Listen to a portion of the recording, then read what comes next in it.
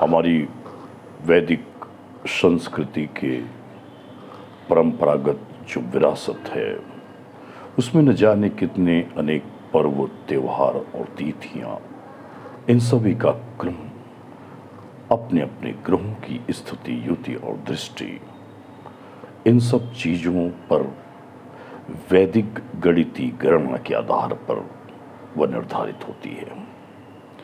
इसी क्रम में होली का त्योहार भी है।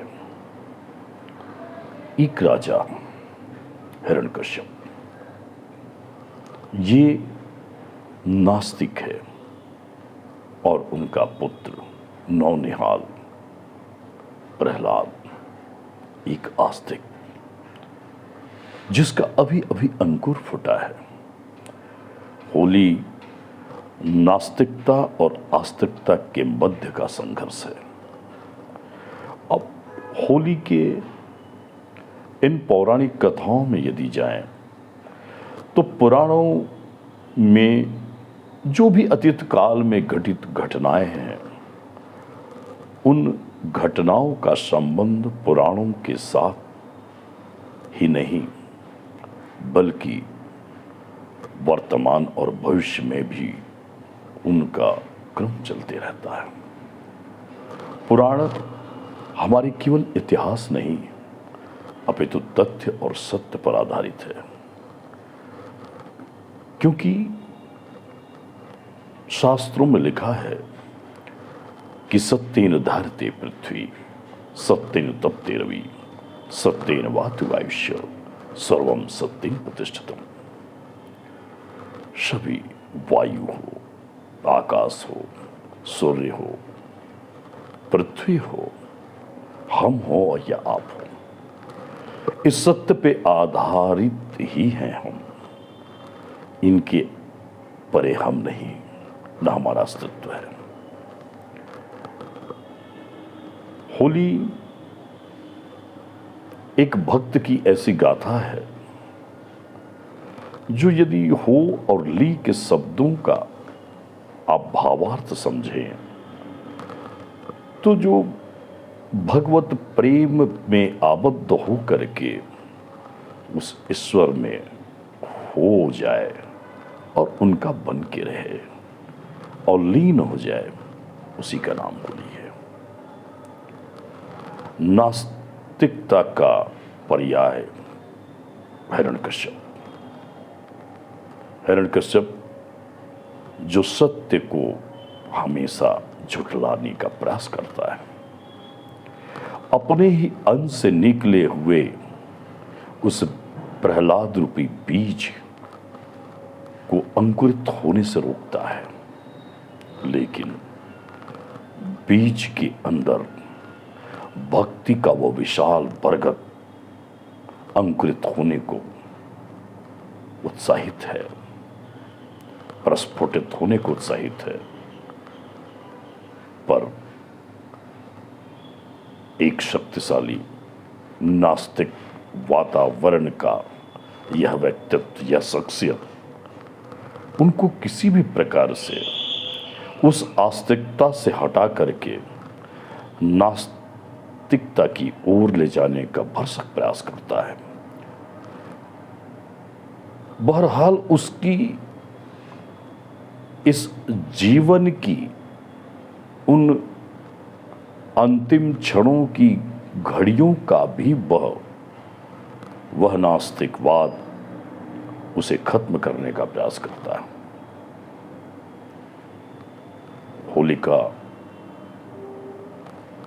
होली का एक बीज के आवरण जो छिलका है, वो नास्तिकता की वह कवर है, और उस कवर को उस होलिका ने भक्त रूपी प्रहलाद के बीज को अपने साथ खत्म करने के उनके नास्तिक भैया, नास्तिक बड़े भैया के आदेश का वो पालन करती है और अपने अस्तित्व को भी वो खत्म करने का प्रयास करती है, जिससे कि नास्तिकता का यह पर्याय बना रहे, उसका समर्थन करती है, उसका साथ देती है, सहयोग करती है। उसे अपने बूते पे, अपने इस चमत्कृत अग्नि के न जलाने का उसके अहंकार उसके साथ होता है, उसकी प्रक्रिया के साथ होता है। वह अपनी गोद में उस भक्त रूपी प्रहलाद को, बीज रूपी प्रहलाद को वो बैठा लेती है और बैठाने के तत्पश्चात उस आग में उसे खत्म करना चाहती है। ऐसा नहीं, यही तो है कि अतीत के सारे इतिहासों में हमने देखा है कि भक्त कभी भी सुख कर भक्ति करने का वातावरण उसके जीवन में नहीं होता। भक्त के जीवन में अभावग्रस्त जिंदगी, कभी छाया नहीं, कभी भोजन नहीं, कभी वाहन नहीं, न सुख कर वो क्षण भी उनके जीवन में नहीं आता। एक अग्नि में तपता हुआ वह जीव प्रभु के सम्मान की ओर अग्रसर होते रहता है। किसी भी प्रकार की विपरीत परिस्थितियां भी उसे कभी टिका नहीं सकती। प्रहलाद को भी ऐसे ही विपरीत परिस्थितियों से गुजरना पड़ा। अंततोगत्वा स्वयं प्रभु का नरसिंह रूप में प्राकट्य होना। और बड़ी बात यह है कि नरसिंह भगवान के द्वारा प्रहलाद को यह कहना कि पुत्र, तेरे पास आने में मुझे बड़ा विलंब हो गया, तुझे बहुत कष्ट हुआ, मेरे भक्त मेरे कारण कष्ट उठाए, इसके लिए मैं तुमसे क्षमा चाहता हूं। और भगवान ने उसे अपने गोद में लेकर प्रहलाद को सहलाने लगे, प्यार करने लगे, दुलारने लगे। यह होलिका आखिर में वो छिलका जलकर राख हो जाती है और भक्त प्रहलाद भगवान की गोद पाता है। यही हमारी अभी वर्तमान परिस्थितियों में भी है। हम देखते हैं कि इस मौसम में किसान जो खेत में, खलिहानों में अपने कर्म क्षेत्र से बीज बोता है और आशा भरी निगाहों से जब आसमान की ओर देखता है, तब प्रभु की कृपा वर्षा होती है और उस वृष्टि से फिर धीरे धीरे उस बीज से अंकुर फूटते हैं, कोपलें आती हैं, फसलें उन्नत की ओर होता है और खलिहान से घर में अनाज आता है। और वो होलिका रूपी जो छिलका है उस बीज को बचा लेता है। यही इस कथा का मर्म है। जिस प्रकार से वह छिलका अपने अस्तित्व को खत्म करके बीज को बचा लेती है, वही भक्ति की पुरता है। किसी ने सच कहा है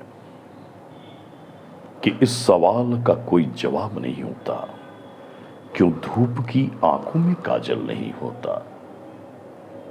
कस्तूरी की चाह में भटकने वाला हिरण नादान है सही, पर पागल नहीं होता।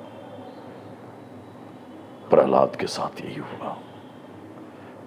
नास्तिक हिरण्यकश्यप अपनी अहंकारिता और अपने वर्चस्व के लिए प्रहलाद को वह हमेशा नीचा दिखाते रहे और अपनी ओर आकृष्ट करते रहे, पर सफल नहीं हुए।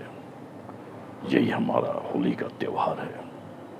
हमारे पुराण, हमारे इतिहास, जो भी ये अतीत की घटनाओं को हमारे सामने उद्घाटित करते हैं, वो 100% एक वैज्ञानिक आधारभूत स्थिति में हमारी परंपरा के रूप में आते हैं। होली की अनेक शुभकामनाएं। आपकी विपरीत परिस्थितियां दूर हो, आपकी चिंताएं उस होली की अग्नि में जल जाए और आपकी महत्वाकांक्षा रूपी जो बीज है वो प्रहलाद की तरह भगवान श्री लक्ष्मी नरसिंह की गोद पाए। इन्हीं कामनाओं के साथ जय गौरी शंकर।